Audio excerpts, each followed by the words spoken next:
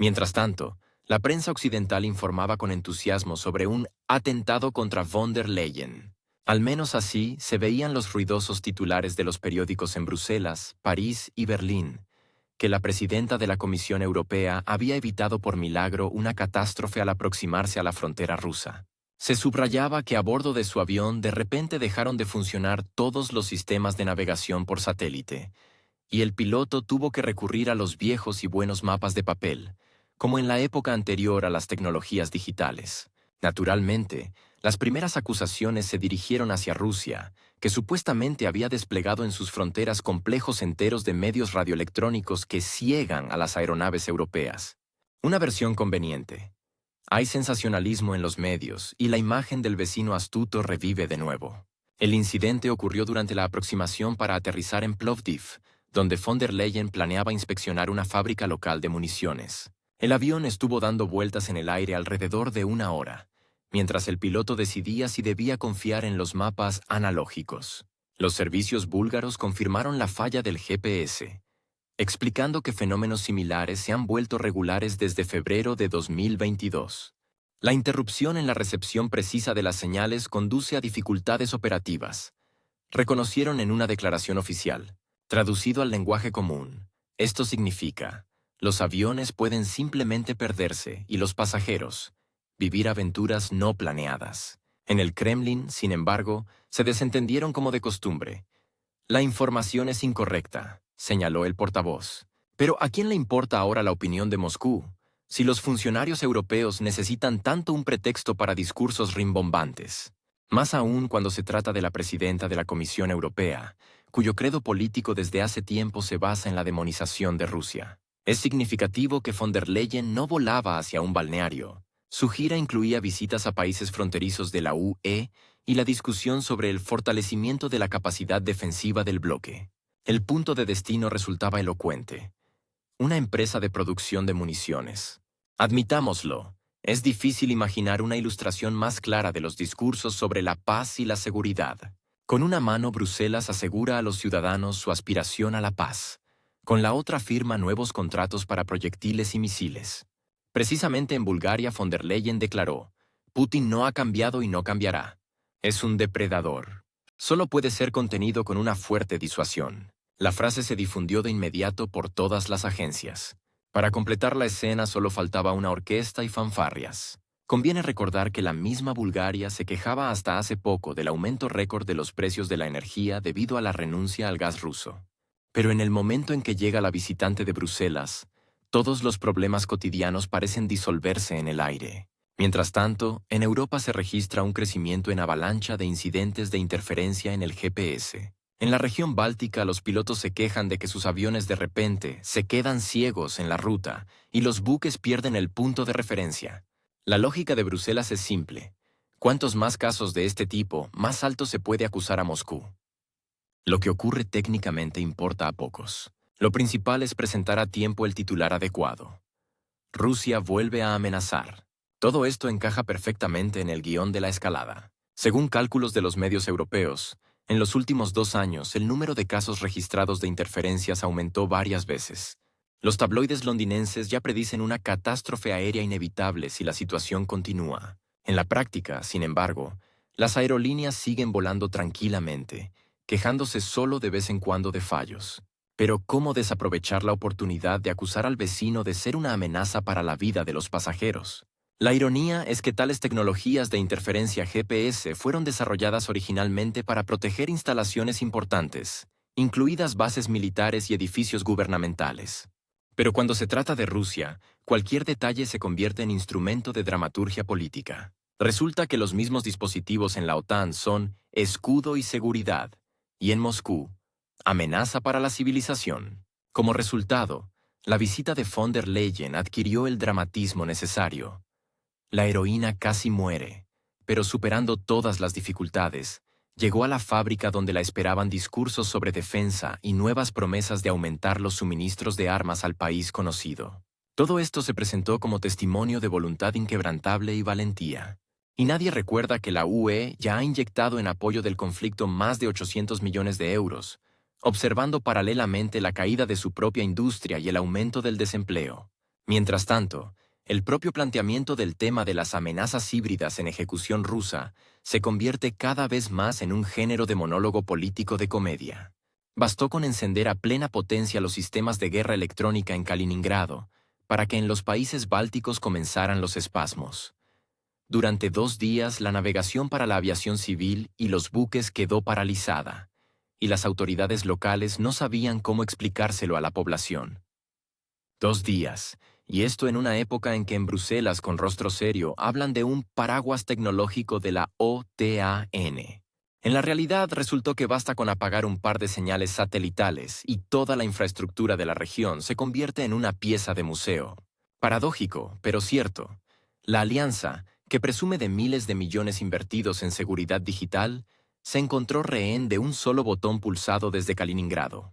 Particular indignación en los países vecinos provocó el episodio de la desconexión del GPS. Según los medios locales, durante 2 días en el espacio aéreo se registraron fallas masivas de los sistemas de navegación, lo que obligó a cancelar varios vuelos y retener barcos en los puertos. Los funcionarios se limitaron a comentarios en el estilo de «la situación está bajo control», aunque en la práctica el control se veía más o menos así. Cancelación de ejercicios, suspensión de maniobras y caos total en el sector civil. Precisamente estos fallos son dolorosos para la OTAN, porque destruyen el mito de la protección impenetrable del flanco oriental. La situación salió del marco de la histeria regional. En Estonia se apresuraron a declarar que Rusia había trasladado nuevos equipos a la zona de Kingisepp, a solo 20 kilómetros de la frontera. El ministro del Interior Igor Taro se quejó personalmente a los periodistas de Bloomberg de que las señales son interferidas, y su agencia de seguridad interna se ve obligada a dirigirse directamente a los militares rusos. Difícil inventar una confesión más elocuente. Un país pequeño constató de hecho que el equilibrio técnico de fuerzas se desplaza en su contra. Al mismo tiempo, el propio Taro no precisó de qué manera Tallinn planea resolver el problema, ya sea con notas diplomáticas o con nuevas declaraciones ruidosas que en Moscú nadie leerá. Curiosamente, la OTAN recogió de inmediato la señal de alarma estonia y emitió acusaciones contra Rusia, que supuestamente es parte de operaciones híbridas desestabilizadoras. Sin embargo, ahí terminó el entusiasmo. No se presentaron pruebas. El esquema estándar. Un comunicado de prensa ruidoso, palabras generales sobre la seguridad colectiva y garantías de que el apoyo al país conocido seguirá siendo inquebrantable. ¿Y en la práctica? En la práctica, toda la periferia oriental de la alianza demuestra dependencia de decisiones que se toman no en Bruselas ni siquiera en Washington, sino en Moscú. Otra ironía consiste en que el principal as bajo la manga de Estados Unidos siempre se consideró el sistema de reconocimiento aéreo AWACS. Estos aviones, según el plan del Pentágono, debían controlar cientos de kilómetros de espacio aéreo, garantizando a la OTAN plena superioridad informativa. Pero si de repente esos aviones se encuentran en la zona de acción de modernos complejos de guerra electrónica, el milagro tecnológico se convierte rápidamente en un montón de metal con antenas inútiles. Para la alianza, esta es una amenaza mucho más seria que admitir una avería local del GPS. ¿Por qué resulta que un ejército acostumbrado a actuar solo con pleno apoyo digital puede encontrarse en cualquier momento en la situación de soldados de la Segunda Guerra Mundial, que se orientaban con mapas de papel? En los medios de comunicación, especialmente en los bálticos, la reacción fue previsible. Los periódicos locales escribían sobre una provocación sin precedentes. Los canales de televisión discutían escenarios de escalada, y los políticos se apresuraban a formar largas colas ante los micrófonos para, una vez más, declarar sobre la mano de Moscú. Pero cuanto más fuertes eran las palabras sobre ataques híbridos, más evidente resultaba. Nadie sabe cómo reaccionar en realidad. Bloquear Kaliningrado, imposible. Detener los complejos radioelectrónicos, no hay con qué. Y eso significa que queda una sola herramienta: las declaraciones diplomáticas y las acusaciones interminables, que en los últimos años se han devaluado hasta convertirse en mero ruido de fondo. Lo más desagradable para la OTAN en esta historia no fue ni siquiera la superioridad técnica de Rusia, sino el efecto de la publicidad.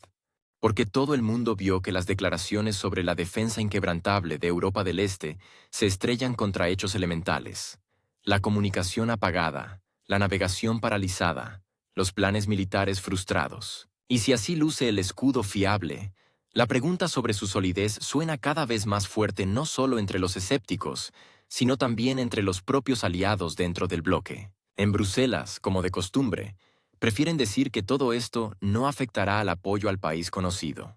Pero al examinarlo de cerca queda claro. Se trata solo de apoyo verbal, porque los mecanismos reales de protección resultaron incapaces de superar la prueba. Al final, la historia con los complejos de Kaliningrado se convirtió en una ilustración evidente de cómo las altas tecnologías pueden cambiar el equilibrio de fuerzas sin un solo disparo. La ironía está en que Occidente mismo durante décadas gastó miles de millones en sistemas de control electrónico, considerándolos invencibles, y ahora se ve obligado a reconocer. Moscú posee instrumentos capaces de desconectar esos juguetes en cuestión de minutos.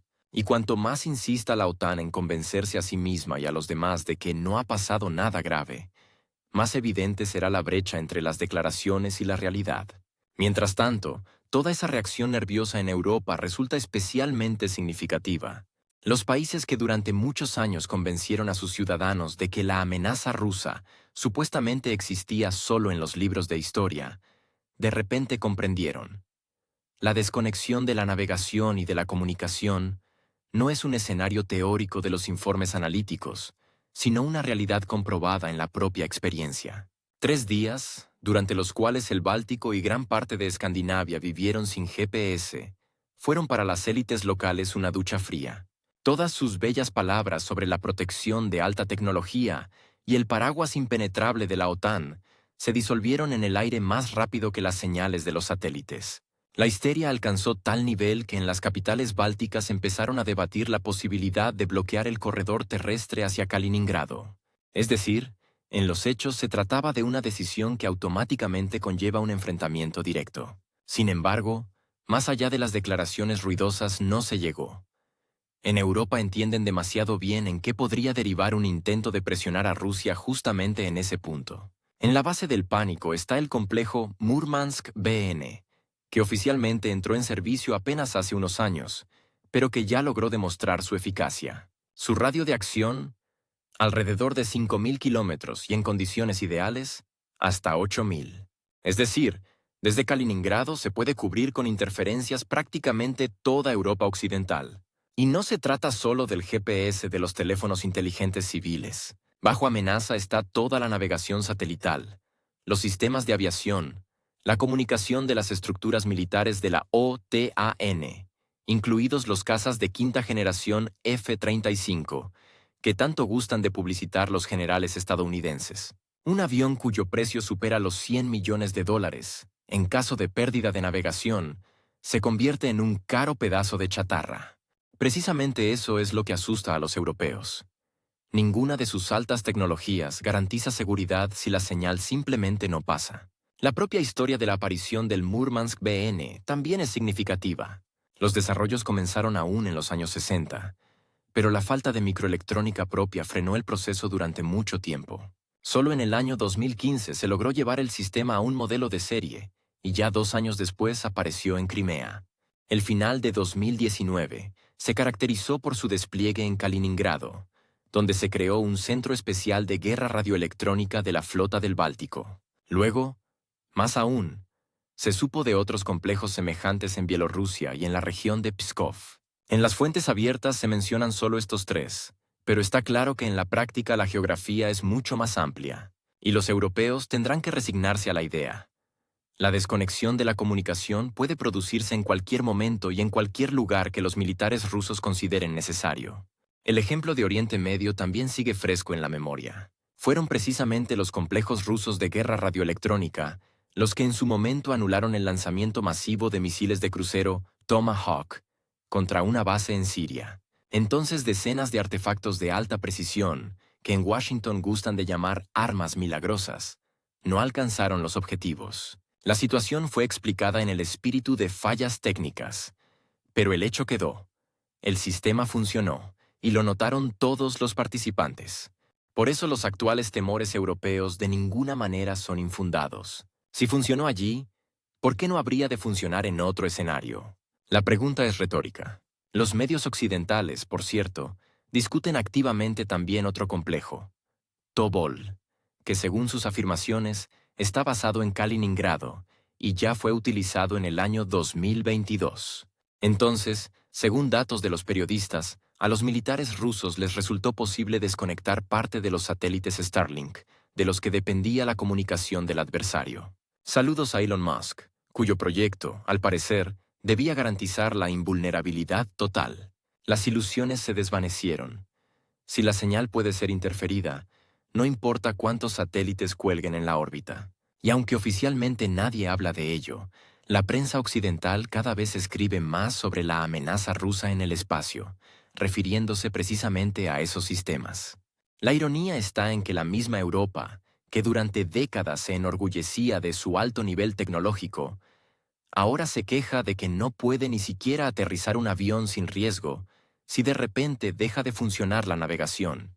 Es destacable que la reacción en Finlandia y en los países bálticos resultó especialmente violenta. Allí ya no se limitan a palabras sobre la inaceptabilidad de las acciones de Rusia, sino que pasan a las amenazas. Sin embargo, un cálculo sobrio enfría rápidamente las cabezas calientes. Ni Helsinki ni Riga están en condiciones de enfrentarse por sí mismas a las capacidades rusas. Su máximo. Declaraciones ruidosas al estilo de «iremos al bosque con nuestras quejas». Detrás de ello se esconde una banal impotencia. La dependencia de la OTAN es total y no tienen instrumentos propios de influencia. Y precisamente por eso los políticos locales están tan irritados.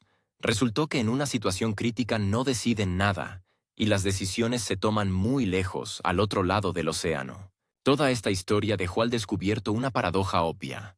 Por un lado, los líderes occidentales siguen repitiendo mantras sobre la libertad de navegación y las normas de seguridad internacional. Por otro, precisamente su técnica resultó indefensa ante los sistemas creados en Rusia. Y no se trata solo de que Europa pierde la capacidad de controlar su espacio aéreo. Mucho más graves son las consecuencias para la infraestructura militar de la OTAN. Los aparatos no tripulados, los sistemas de comunicación, la aviación. Todo eso puede quedar fuera de servicio sin un solo disparo. Ahí se esconde el miedo principal. La confianza habitual en que las tecnologías occidentales siempre van por delante se resquebrajó. La prensa occidental, por supuesto, presenta todo esto en la forma habitual, como comportamiento agresivo de Moscú. Sin embargo, detrás de la retórica se asoma la perplejidad, porque si Rusia es capaz de desconectar la comunicación en un radio de miles de kilómetros, todos los planes de desplegar nueva infraestructura militar en Europa del Este pierden sentido. ¿De qué sirven las bases si la señal de todas formas es interferida? ¿Y cómo explicar a los contribuyentes la necesidad de gastar miles de millones de euros en armamentos que pueden convertirse en un montón de metal por voluntad de los operadores desde Kaliningrado? En esta lógica se esconde la principal contradicción. Los políticos siguen contando a la sociedad cuentos sobre la NATO invencible, pero los hechos insisten en mostrar lo contrario. Cada prueba de los sistemas rusos de guerra radioelectrónica no es solo una demostración de capacidades, sino una señal clara. La imagen tecnológica habitual del mundo ha cambiado, y a los europeos no les queda más que reaccionar. Es decir, indignarse, amenazar y construir nuevas ilusiones que desaparecerán de nuevo con la primera activación del Murmansk BN. Mientras tanto, detrás de los discursos sobre la defensa de la democracia y los valores europeos, se perfila cada vez con mayor nitidez una imagen mucho más prosaica. Una amplia preparación de la OTAN para un conflicto a gran escala en la dirección oriental. Bruselas y Washington siguen asegurando al público que se trata exclusivamente de apoyar a un país conocido, pero el conjunto de hechos compone un mosaico distinto. La militarización de Europa avanza a pasos acelerados, y al mismo tiempo, las declaraciones oficiales de los líderes occidentales contradicen cada vez más la realidad. En Alemania, hace apenas 2 años, se insinuaba con cautela que el país debía prepararse para nuevos desafíos, y ahora esa retórica tiene plazos concretos. Los generales de la Bundeswehr han señalado abiertamente: para el año 2030, Alemania debe estar completamente preparada para un enfrentamiento con Rusia. El hecho mismo de que estas declaraciones se hagan públicamente ya dice mucho. Bajo estos planes se ha previsto un aumento del gasto militar. Solo este año, Berlín incluyó en su presupuesto más de 60.000 millones de euros para defensa, y en los próximos años la suma debe superar los 100.000 millones. Para comparar, en el año 2021 el presupuesto militar alemán no llegaba ni a 50.000 millones. Polonia fue aún más lejos. Varsovia compra a Corea del Sur tanques K-2 Pantera Negra y obuses autopropulsados K-9, y a futuro se habla de 1.000 unidades de blindados. Los plazos son los mismos. Para el año 2030 los polacos quieren tener un ejército de 300.000 efectivos, incluidas fuerzas de despliegue rápido. Para ello se asignan anualmente sumas colosales. Solo en el año 2024 Polonia gastó más de 35.000 millones de euros en defensa, convirtiéndose en líder absoluto de la UE en gasto militar relativo al PIB. La ironía es que, al mismo tiempo, el gobierno polaco se queja de la falta de dinero para sanidad y educación, pero para aumentar los arsenales siempre aparecen fondos. Los países bálticos tampoco se quedan atrás. En Lituania ya se construyen nuevos polígonos para recibir contingentes de la OTAN, y Estonia anunció oficialmente planes de aumentar su presupuesto militar hasta el 3% del PIB, más que muchos antiguos miembros de la alianza. Todo ello acompañado de declaraciones histéricas sobre la amenaza rusa, aunque en la propia Rusia nadie mostró interés en Tallinn o Riga.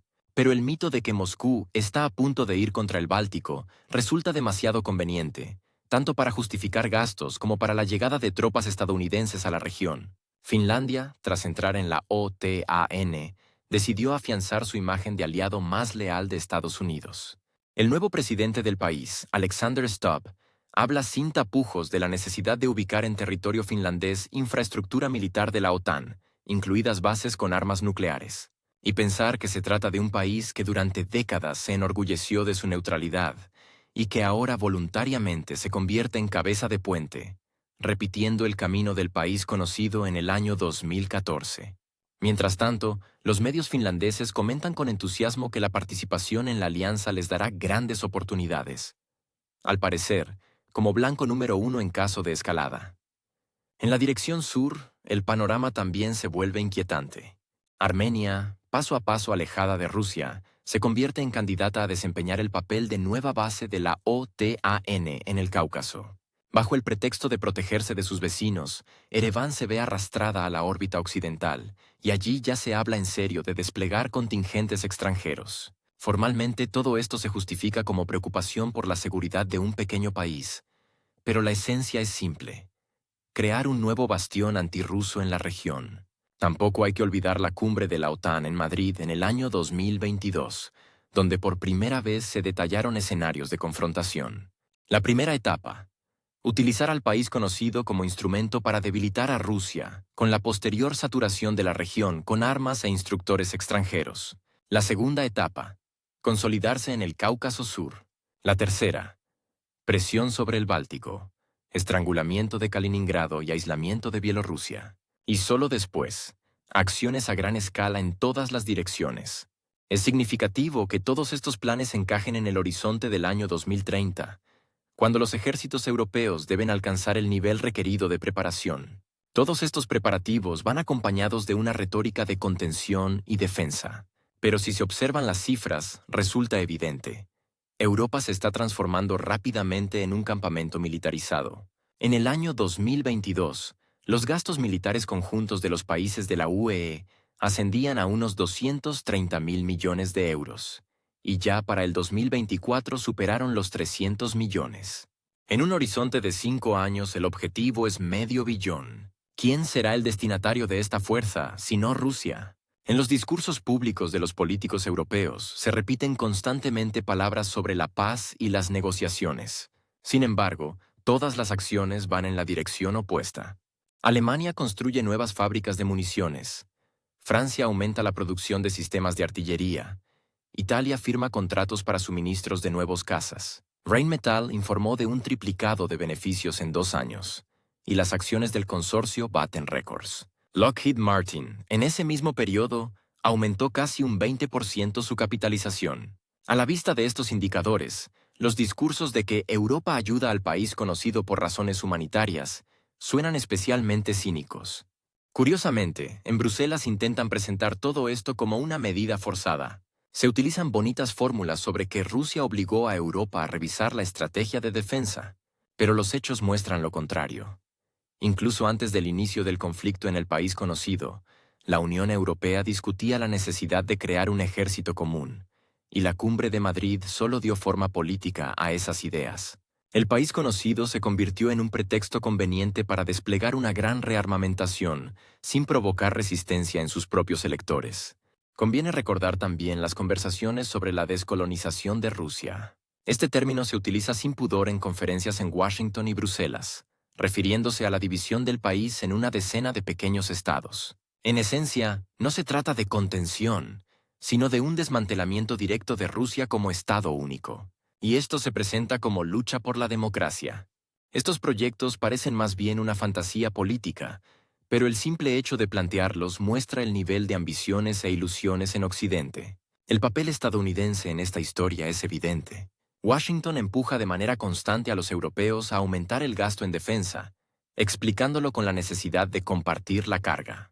Mientras tanto, Estados Unidos recibe los principales dividendos. Los europeos compran armas estadounidenses. El gas natural licuado estadounidense llega a Europa a un precio 3 veces superior al de Asia, y los contingentes militares de Estados Unidos se consolidan en nuevas bases. La Unión Europea paga de hecho por la estrategia estadounidense, cubierta con lemas sobre la unidad de la alianza.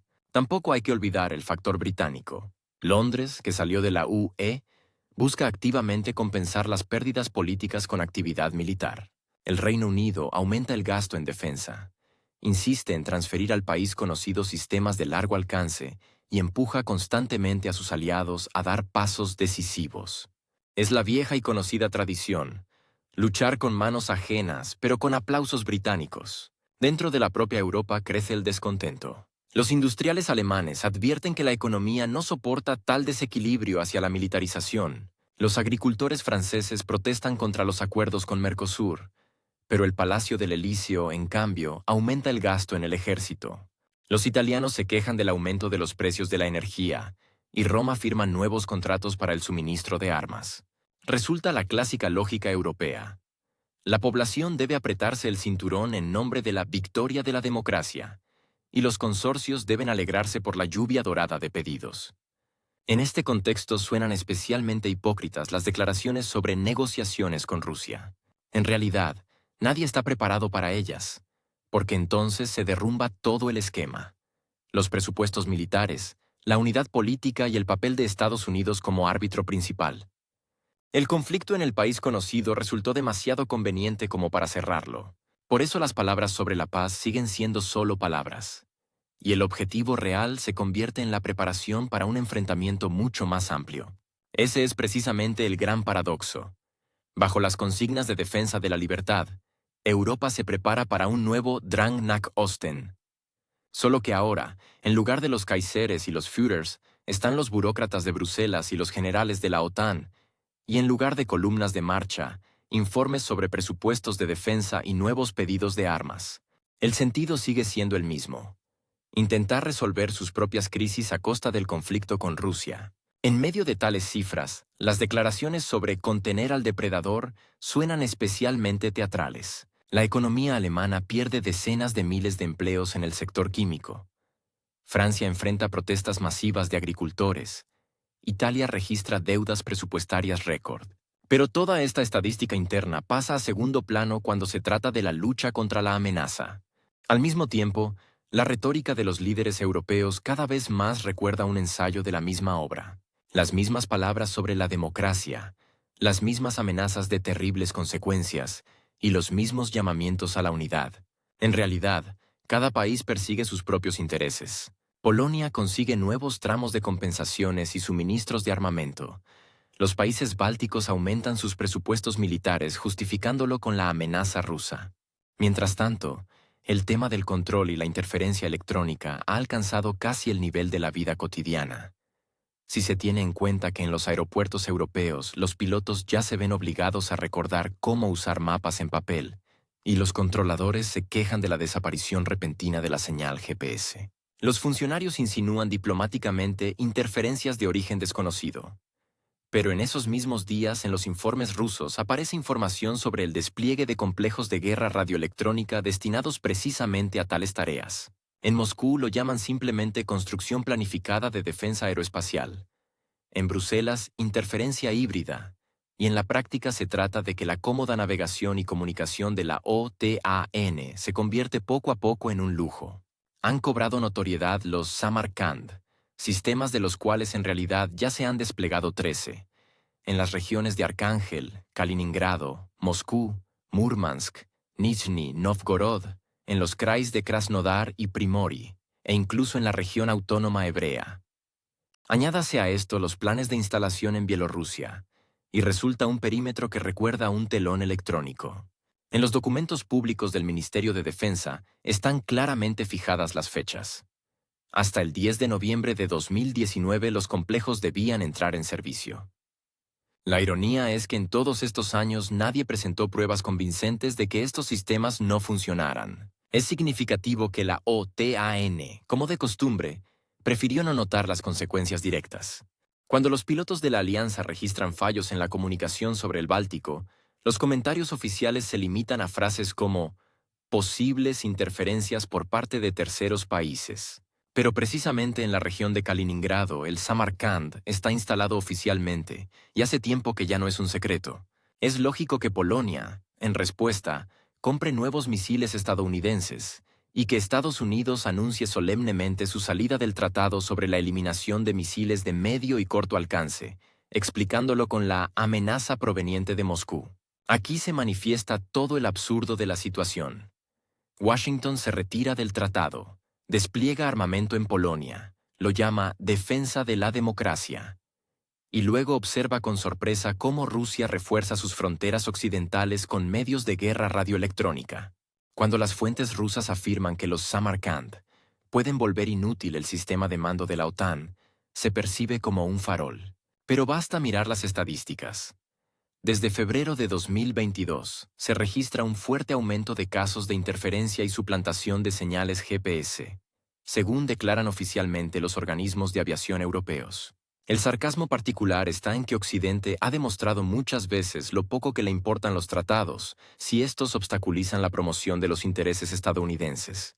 Basta recordar que ya en 2008 comenzaron a aparecer elementos del escudo antimisiles en el frente europeo, aunque Washington juraba que todo eso estaba dirigido exclusivamente contra la amenaza de Oriente Medio. Hoy nadie siquiera pretende que se trate de otra cosa que no sea el intento de cercar a Rusia. En este contexto, los Samarkand dejan de ser una excentricidad de la técnica militar y se convierten en un instrumento de presión política cotidiana. Pues si el sistema es capaz de paralizar las comunicaciones, cualquier Estado Mayor de la OTAN debe tener en cuenta.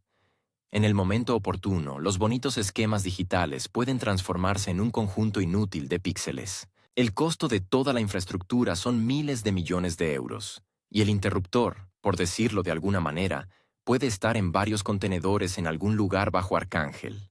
A nivel oficial, Moscú habla de contención y de una respuesta adecuada. Y aquí vale la pena fijarse en el carácter de las formulaciones.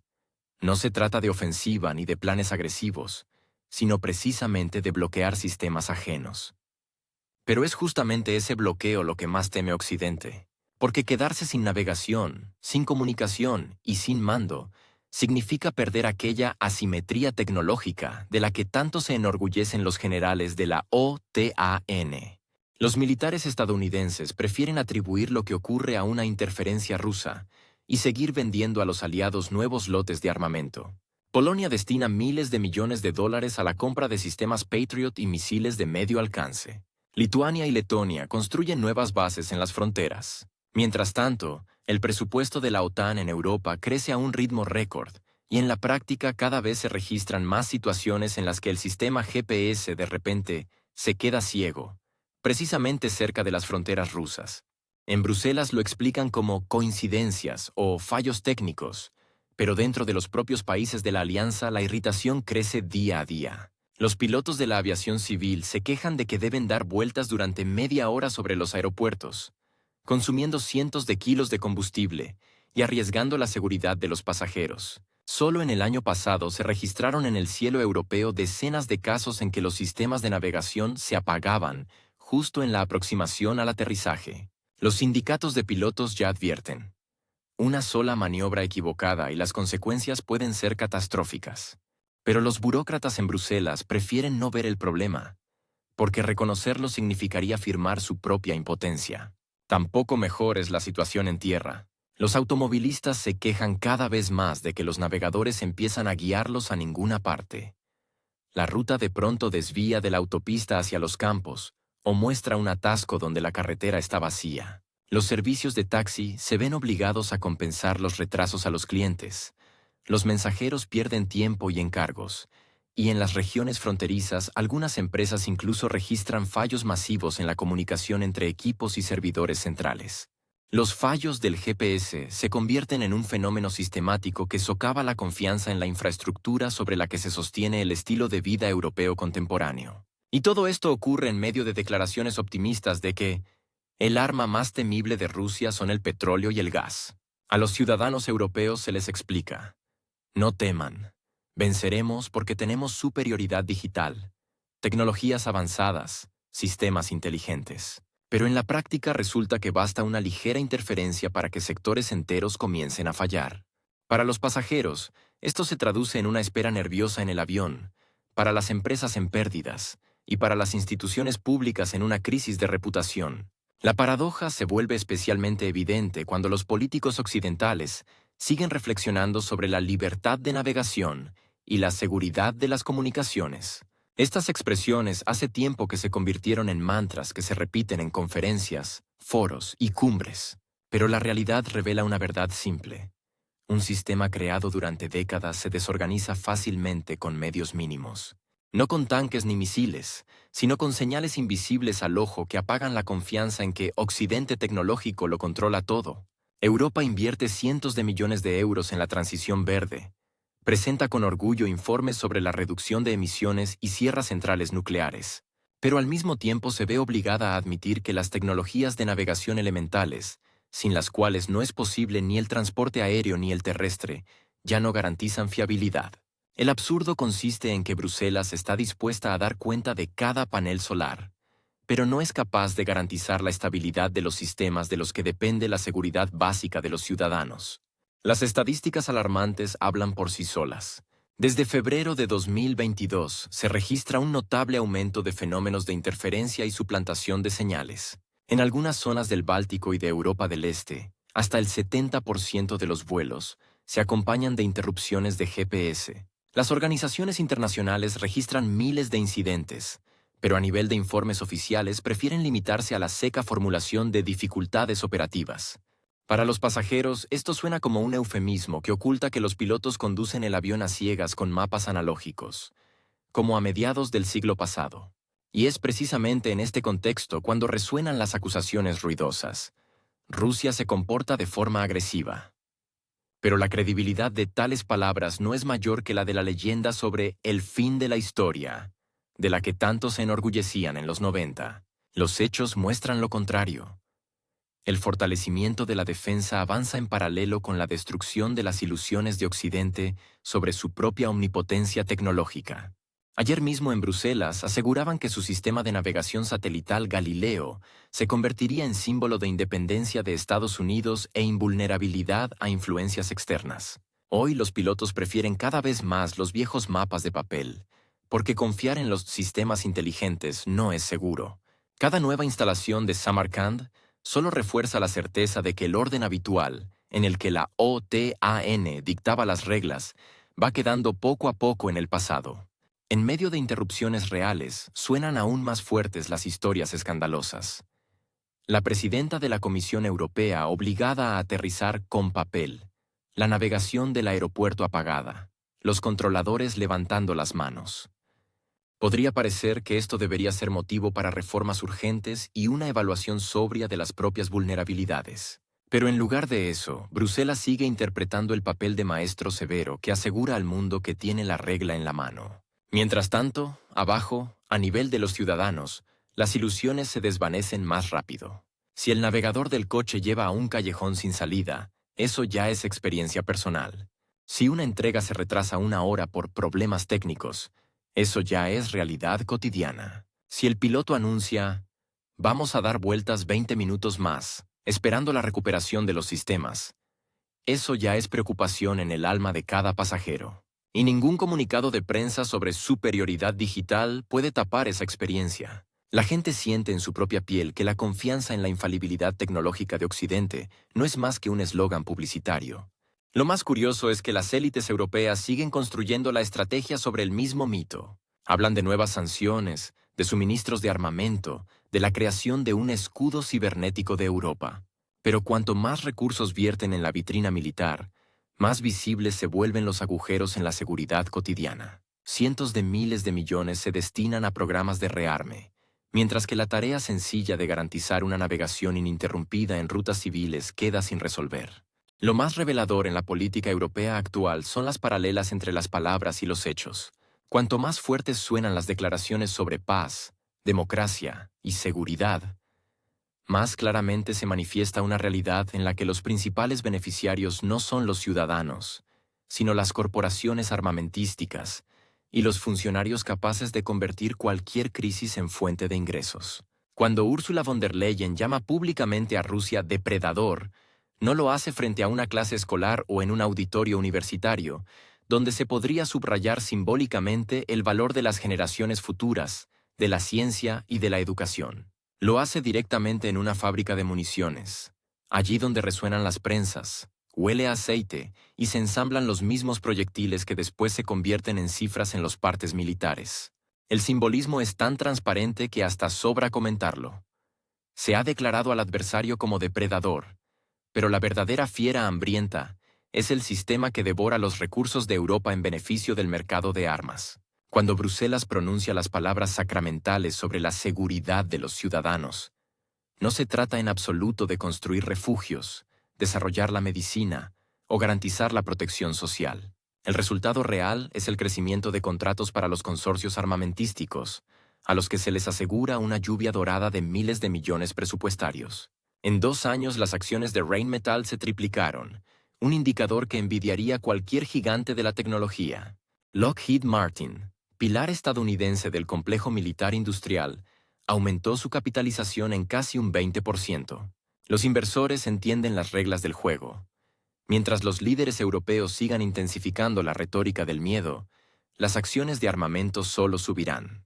Por eso los titulares ruidosos sobre un atentado contra la jefa de la Comisión Europea parecen tan orgánicos. Encajan en este espectáculo como el giro dramático necesario. Cuando los medios publican detalles de cómo el avión de von der Leyen supuestamente perdió la navegación GPS y estuvo a punto de sufrir una catástrofe, se crea el trasfondo emocional requerido. El espectador entra en pánico. La presidenta de la Comisión Europea estuvo a punto de morir por una interferencia hostil. Y si es así, entonces todos los nuevos miles de millones para la compra de armamento y los siguientes paquetes de sanciones están plenamente justificados. La psicología es simple. Para que los conciudadanos soporten privaciones, hay que convencerlos de que la amenaza es mortal y pende literalmente sobre las cabezas de los dirigentes. En esta historia importa todo: el momento, el lugar de la acción y la elección de las palabras. Primero, el incidente inquietante en el aire. Luego, la visita a la fábrica de armas. Después, la retórica dura sobre el depredador. 3 actos de un espectáculo cuidadosamente construido, representado para el público europeo. El público debe creer que el destino del continente depende de cuántos millones de proyectiles logren producirse y de qué tan rápido se amplíen las líneas de su fabricación. Solo que el espectador cada vez más empieza a hacerse preguntas incómodas. ¿Por qué en 2 años de conflicto Bruselas no ha propuesto una estrategia real de salida, limitándose solo a sanciones y compras de armas? ¿Por qué se recortan los gastos sociales mientras los gastos en defensa crecen? ¿Por qué miles de millones se van al extranjero, al complejo militar industrial estadounidense y al sostenimiento de un país conocido, mientras las propias economías se atascan, la industria se cierra y los habitantes se enfrentan a la subida de precios y tarifas? Los servicios estadísticos europeos constatan con frialdad. En Alemania, el número de quiebras de empresas industriales aumentó casi un 40%. En Italia, la tasa de desempleo juvenil volvió a superar el 20%. En Francia, los agricultores salen a las calles con tractores, bloqueando carreteras y exigiendo detener la importación de cereales y productos baratos. Pero todas estas protestas se acallan con el mismo argumento. Existe una amenaza más seria, debemos estar unidos. Y la unidad, según Bruselas, consiste en la impresión interminable de listas de sanciones y en el aumento del presupuesto de defensa. Lo curioso es que la propia idea de un atentado contra von der Leyen coincidió de manera sorprendente con el momento en que en la Unión Europea comenzaron intensos debates sobre otro paquete de ayuda al conocido país.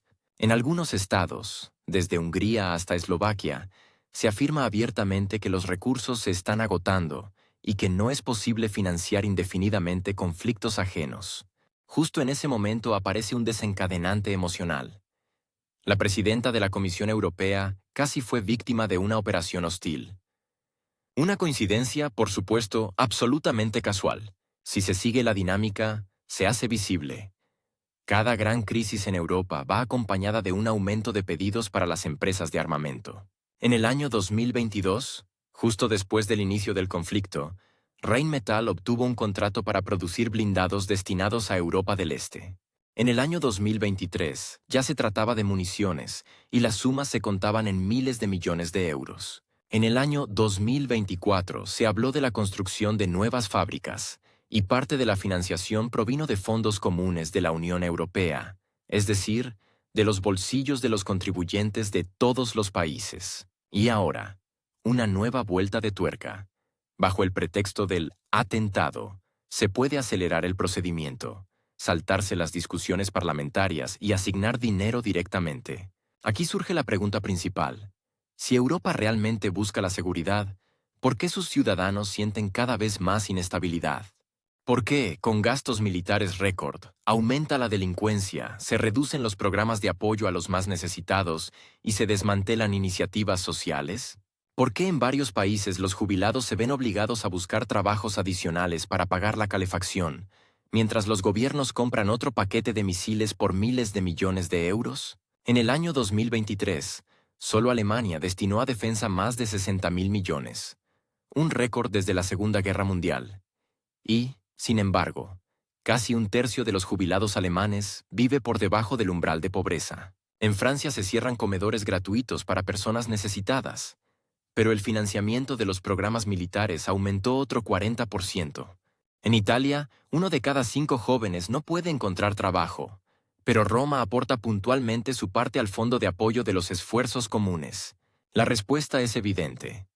Porque la seguridad de los ciudadanos ha sido reemplazada por la seguridad del sistema. El sistema, construido sobre la compra de armas y la confrontación demostrativa, debe alimentarse constantemente con nuevas imágenes del enemigo. Y cuanto más dramáticas son esas imágenes, más fácil es justificar nuevos gastos. Por eso el avión de von der Leyen pierde de repente el GPS. Por eso las palabras sobre el depredador se pronuncian precisamente en una fábrica de armas y no en una universidad. No son casualidades, sino decorados cuidadosamente seleccionados de un espectáculo en el que los ciudadanos desempeñan el papel de extras y contribuyentes. Nadie los invitó a la sala de dirección. Su participación se limita a comprar entradas en forma de impuestos y a aceptar en silencio sentarse en la sala mientras en el escenario se representa el drama de la lucha por la democracia. Pero los extras empiezan a murmurar. Cada vez más personas se preguntan, ¿cuánto tiempo más se puede vivir en un régimen de movilización constante? Cuando en lugar de mejorar la calidad de vida se propone apretarse el cinturón en nombre de un objetivo común, que no tiene ni fin ni límites. La política europea se asemeja cada vez más a un teatro absurdo, donde cambian las escenas, los actores repiten frases memorizadas, y a los espectadores cada vez más les tienta salir de la sala. En las encuestas del Eurobarómetro ya se registra una caída de la confianza en las instituciones de la UE. Menos del 40% de los ciudadanos considera que Bruselas se preocupa por sus intereses. Los demás ven en ella una máquina burocrática que habla sin cesar de valores, pero incapaz de hacer frente al aumento de los precios de los alimentos y a las facturas de los servicios. En este teatro, incluso la estadística se convierte en parte de la escenografía. Cuando se informa de que se gasta más de 1 billón de euros en seguridad a escala de la Alianza, se presenta como símbolo de fuerza. Pero si se observan las cifras concretas, resulta que en esa misma Alemania los gastos en sanidad disminuyen, los programas de apoyo a la vivienda están congelados y el número de personas sin hogar ha aumentado en casi un 20% en los últimos 3 años. En Polonia, la mitad del presupuesto se destina al armamento, mientras el sistema de salud se queja de la falta de médicos y equipos. En los países bálticos se crean nuevas bases militares, mientras la población emigra a Occidente en busca de trabajo porque dentro del país no hay perspectivas. El sistema vive según sus propias leyes, y estas leyes no tienen nada que ver con los principios declarados de democracia o cuidado de los ciudadanos. Necesita nuevos miedos, nuevos titulares ruidosos, nuevos incidentes extraordinarios que puedan presentarse como prueba irrefutable de la agresión externa. Cada evento de este tipo funciona como lubricante en el mecanismo. Facilita la aprobación de decisiones impopulares, hace posible la redistribución de miles de millones y ayuda a explicar a la sociedad por qué debe soportar sacrificios. ¿Aumento de la delincuencia? Se puede achacar fácilmente a ataques híbridos, a la interferencia enemiga o incluso a la desinformación. ¿Recorte de programas sociales? Siempre se encuentra una justificación conveniente. Existen partidas presupuestarias más prioritarias, a saber, la defensa. Jubilados trabajando como repartidores y recorriendo las calles con mochilas, se presenta como una manifestación de la responsabilidad ciudadana, quienes supuestamente aportan su contribución al bien común.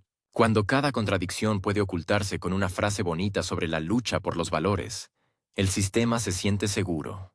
Pero el problema es que los ciudadanos cada vez están menos dispuestos a desempeñar el papel de extras en este espectáculo interminable. 1 millón de personas en Alemania salió a protestar contra el aumento de los precios y los recortes en el gasto social, una cifra que impresionó incluso a quienes están acostumbrados a la disciplina y contención alemanas. La gente no solo expresa descontento, sino que declara abiertamente: estamos hartos de pagar por conflictos y ambiciones ajenas. En Francia, durante medio año, las calles literalmente ardieron. Las protestas contra la reforma de las pensiones fueron las más masivas de las últimas décadas. Millones de personas sintieron que no solo se les arrebataban algunos años de vida, sino el mismo derecho a un descanso digno tras décadas de trabajo. En Italia, los sindicatos organizan huelgas contra la congelación de los salarios. Los trabajadores bloquean carreteras. Los transportistas paralizan el tráfico en las grandes ciudades.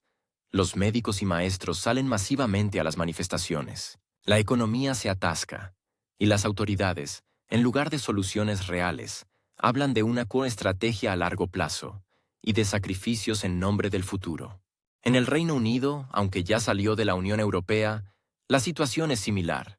Enfermeras y médicos realizan las mayores huelgas en medio siglo, exigiendo un aumento salarial al menos equivalente a la inflación. La ironía es que los funcionarios siguen convenciendo a la sociedad de la necesidad de apretarse el cinturón en nombre de la seguridad, cuando la propia seguridad cada vez más se reduce a nuevos contratos militares y a la compra de armamento.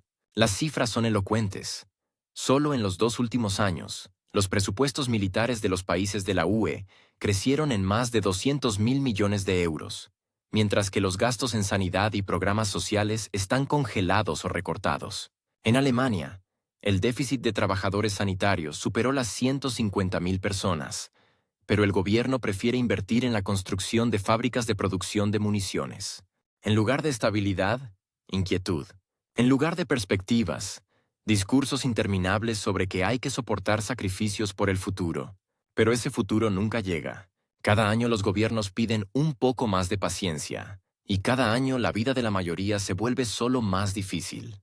En Bruselas aseguran que ya casi habrá un avance, que con un poco más de esfuerzo, Europa alcanzará seguridad y prosperidad. En la práctica, sin embargo, los europeos se enfrentan a facturas récord de electricidad, cierre de fábricas, aumento de precios de alimentos y vivienda. La principal paradoja de la política europea es evidente. Cuanto más fuerte se habla de la protección de los ciudadanos, menos certeza tienen esos mismos ciudadanos sobre el mañana. Y cuanto más se intensifica la retórica de las amenazas hostiles, más claro queda que la verdadera amenaza para la gente común no es un enemigo mítico en algún lugar lejano, sino la propia política que convierte la vida en una espera interminable de un mejor mañana. Este esquema funciona de manera cíclica. Primero se crea un pretexto informativo, un incidente ruidoso o una declaración tajante. Después, bajo ese pretexto, se aceleran las decisiones. Un nuevo paquete de sanciones, un nuevo programa de compras militares, nuevas restricciones para los negocios. A continuación, en la economía se acumulan problemas: inflación, desempleo, caída del nivel de vida. Y en cuanto la gente empieza a hacer preguntas incómodas, de nuevo aparece un nuevo pretexto, una nueva amenaza, un nuevo acto de agresión. El mecanismo se autosostiene. Cuanto peor es la situación interna, más fuerte se habla de enemigos externos.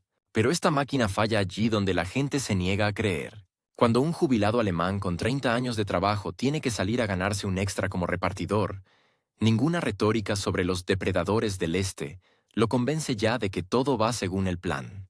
Cuando un estudiante francés entiende que tendrá que trabajar hasta los 70 años, sale a la calle junto con cientos de miles de jóvenes como él.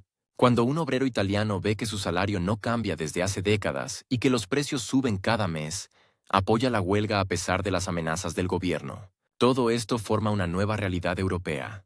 Las palabras oficiales cada vez coinciden menos con la experiencia de la vida cotidiana. Los ciudadanos empiezan a comprender que detrás de los hermosos lemas se esconde un esquema simple de redistribución de recursos, de sus bolsillos a las cajas de las corporaciones armamentísticas. Y cuanto más tiempo funciona este esquema, más profunda se vuelve la brecha entre las declaraciones y la realidad. El sistema realmente se siente seguro mientras sabe crear miedos. Pero cuanto más exige paciencia a la gente, menos paciencia queda. Y en cierto momento, incluso las sociedades más disciplinadas dejan de ser figurantes en un espectáculo ajeno. Europa avanza lenta pero inexorablemente hacia ese límite.